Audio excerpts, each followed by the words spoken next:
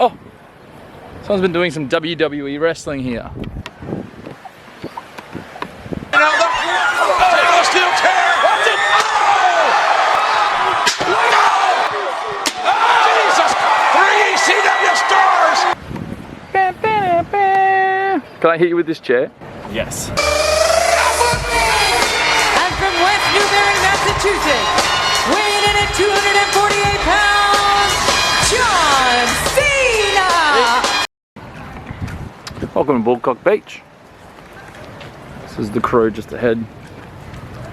It is an absolutely marvellous day on the Sunshine Coast.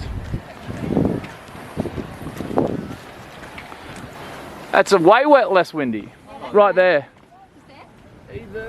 Ethan! He's a cool guy. What a cool cat. He's a cool cat.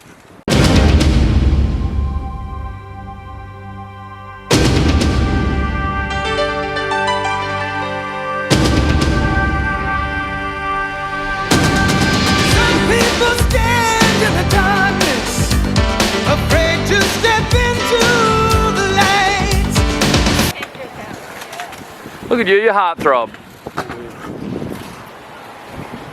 This is way less windy. Right there. That'll be sweet.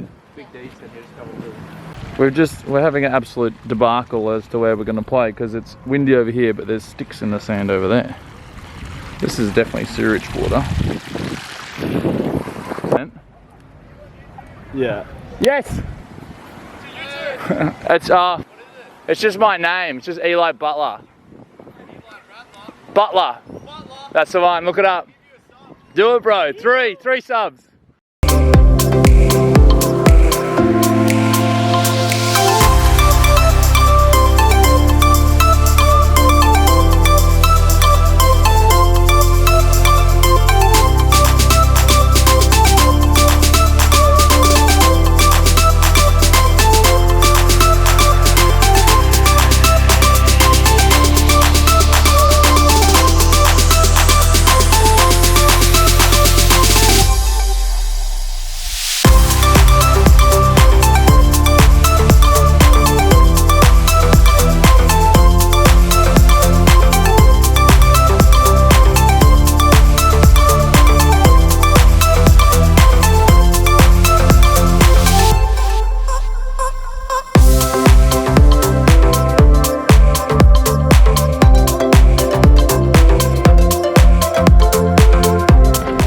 I'm very proud, mate. I'm very proud.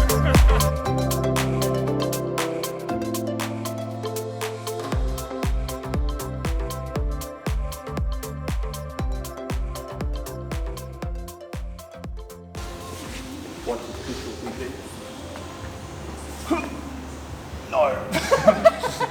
I've done this since I went down.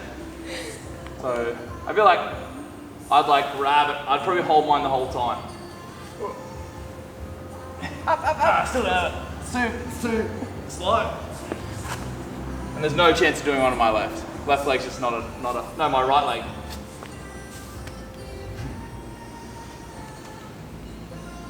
Yay! One and done. Okay. Oh, ready? Rory, this is live. Hello, beautiful people, welcome aboard. This is a very spur of the moment video. This is Sarah. Say hi, Sarah. Hi. I'll put your name down here. So Sarah's got the quarterfinals coming up really soon, and can kind of pistol. It's so-so, it's hit and miss. So we're going to go through some pistol drills really quick. So what we have to do first, you have to make sure that she can get into the positions that are required to do a pistol squat. So turn and face the wall for me. And we're going to go, just try and bend one knee, so step 1 foot back like you're doing a split jerk. That's it, and now try and push that knee to the wall.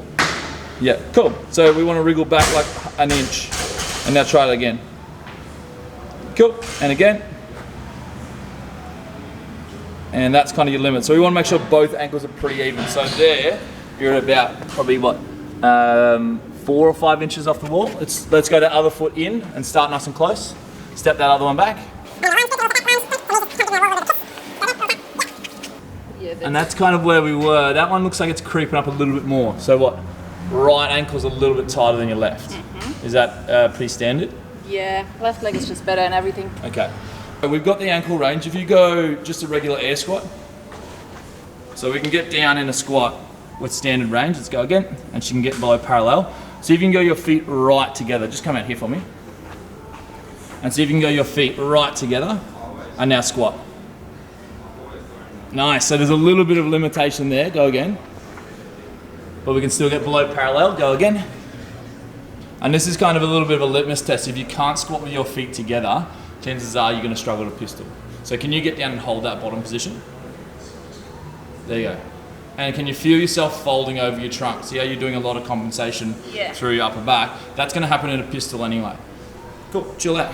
So, the thing about a pistol is that, Sarah's holding you now. So the thing about a pistol is it's one of probably 3 movements where we go through intentional flexion of your spine. So most of the time we try and hold a neutral spine when we're squatting.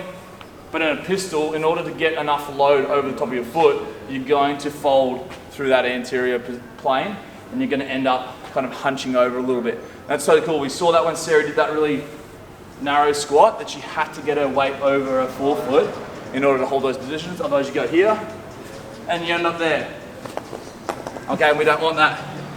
So, some drills to get there. If you've got the ankle range, and you've got that narrow stance squat, chances are you can probably pistol as long as your hips have enough, give in them. If they're too tight, that's going to affect you as well, but that's probably less of an issue compared to the ankles. If we go to a box, we're going to try and just point your toe out in front a little bit, just out in front of this one, and just try and sit back into a little bit of squat and get your foot down to the ground as slow as you can. Yep, find the floor. Yep, and then spring back up again. So you can kind of use it, that's all right. That was my You can use your other leg. So the goal is just down, don't worry about the up. Okay. So we're just going to go again, and jump up, and down, down, find the ground, and then, awesome. So you went back up on your own, which isn't the focus, but let's do like another 3 of those, so you've done 5 on each leg. Tap, and switch, tap, and switch. And again, we can see a lot of this anterior fold happening, so forward fold. Pretty good, awesome, let's try the other leg. Cool, all right, so we've got, that range to get down there. Now we want to try and find some stability. So what I want you to do is we're going to use the box again, and we're going to try and squat into that bottom position. Do you want to switch? Okay, I probably haven't warmed up enough for this, and my knees have been a little bit shoddy for a while. But what we want to try and do, this is my good leg, is we want to try and get into that bottom position. Let the absence of the ground kind of helps. If I'm trying to do it on the ground, it's hard to hold that foot up without it striking. So we want to make sure that if I'm coming down, I can go right into that nice deep squat, and I can hold that bottom position, and then maybe stand out of it. A lot of strain on the leg for me. That's probably something that I struggle with. It's keeping that foot up. So a lot of people will hold their foot.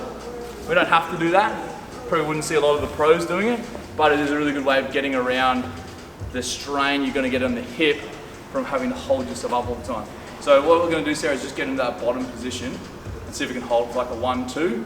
Probably put your foot down and then stand up again. Yeah? All right, so do whatever you want. You can hold on to your foot, you can just kick it out in front. I just want you flat heeled, sitting it down as low as you can into that bottom position. Good, and sit back. Yep, and then foot down. Oh, yep, and then stand yourself back up again. We're just gonna do negatives, so no strain on the legs or the quads. We're gonna squat. Down, nice. Good, get that heel down, and then foot to the ground, and then stand again. Good, let's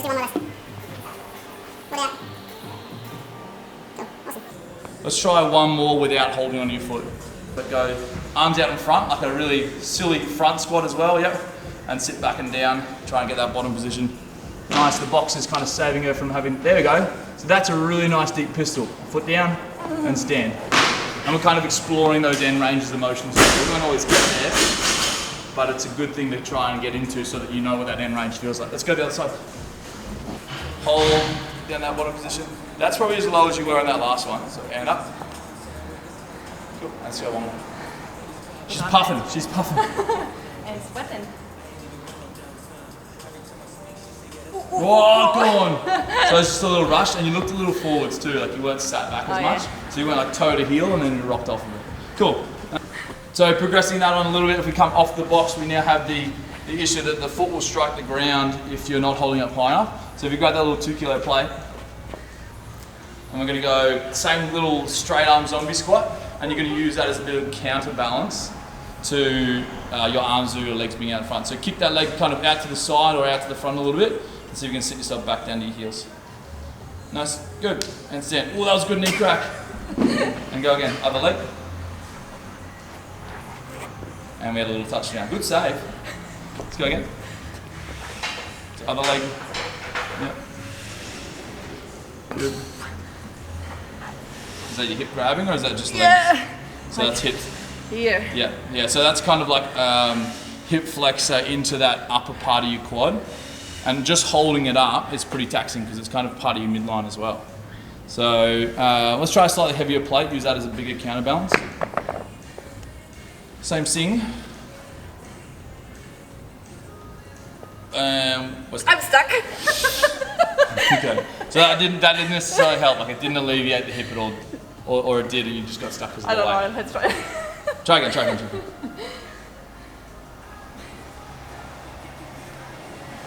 Right. So got a little toe in. That's okay. You're bound to be a little bit forward, especially with the weight out in front. Yeah. The weight's probably not the best thing for you. So Sarah's quite a strong athlete, but the issue seems to be more of like a range of motion thing due to that hip currently being a bit of an issue, and maybe the ankle's not being, super mobile. Yeah. So let's go back to our assisted positions. Let's go plate down. Let's try and grab the foot. So we're going to go grab the outside of the foot. So reach past your knee, grab the outside of your foot, and try and kick that leg out as you squat down. So keep it close, and as you squat, kick it out in front. Squat and kick. And stand and bring it back. Oh! Try again. Why am I belly? Your knees cracking are scaring me. I know. Slow, sit, stand. That was a good hit. That's pretty flat-footed too. Well done. Let's go other leg. Oh, the same thing happened in the last one. Let's try again. Go. Stand. Yeah, that was sick. That was a good rep. Okay, now we'll take 5 and then we'll try for a set of 10. Remember your training. Go. Nice. Switch. Oh, that's all right. Recover.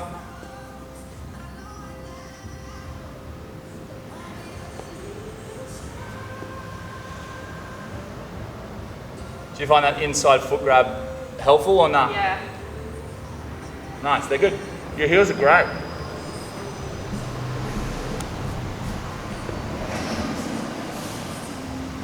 Really good.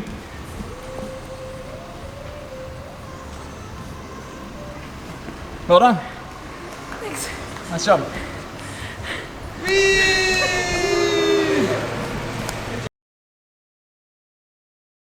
1% better. Every day. Every day, not just 1% better. That wouldn't be very impressive. Now, integrated discount code. Sick! All right, we're back. Hello, Ben. Copyright. We forgot some things the other day, so Sarah's now in a different costume and so am I. We've got to go over some modified versions of the... I'll yell at you! Some modified versions of the pistol for people who can't do pistols at all. We skipped over them. Sarah, can you believe that? No. I can't believe we did that. So, we're really lucky to have a slant board. Here you go. Sarah's even luckier because now she's got a slant board. We're going to use that to pretty much do a pistol. So let's go your narrow squat stance again. On that? Yeah, on that. And now we can squat really easily. Wow, oh my God. Just blows into your part. So let's go like 5 reps, just warm up your legs. Pretty warm anyway. I'm gonna come over here and grab some little 2s. And now if you're not lucky enough to have a slant board, you can just use 2 little plates and this will do the same thing. So a lot of people do them in lifters. So you got lifters? Yes. Do you do pistols and lifters? Yes. Okay. So that'll compensate for her ankles. But we're going to go onto the little elevated position that we get from the plates, and that'll help out too. So that's a really easy way of going about it. Now, if we step away from the plates, we're going to go your foot on the back of your ankle. Almost like you're doing like a little river dance, like I'll play some music, there we go, that's the one. So I want to go foot looped over, and then you're going to press into the back of your ankle here, and I want you to try and go into a pistol. So arms out in front, push out in front with those, nice. And that's a little modified pistol. Now step into the other side, and go again. So foot is locked behind the other one, kind of applying pressure onto the back of the ankle. Nice socks. What are they, rats? Llamas. Oh, the llamas. So they look like a little So squished rat. Awesome.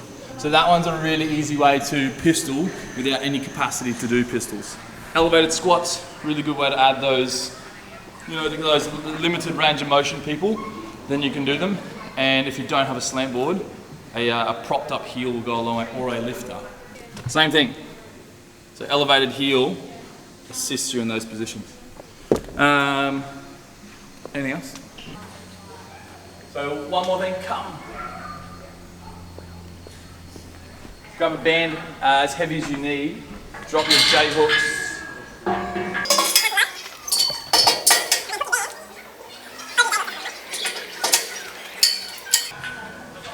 And now we're going to pistol to that.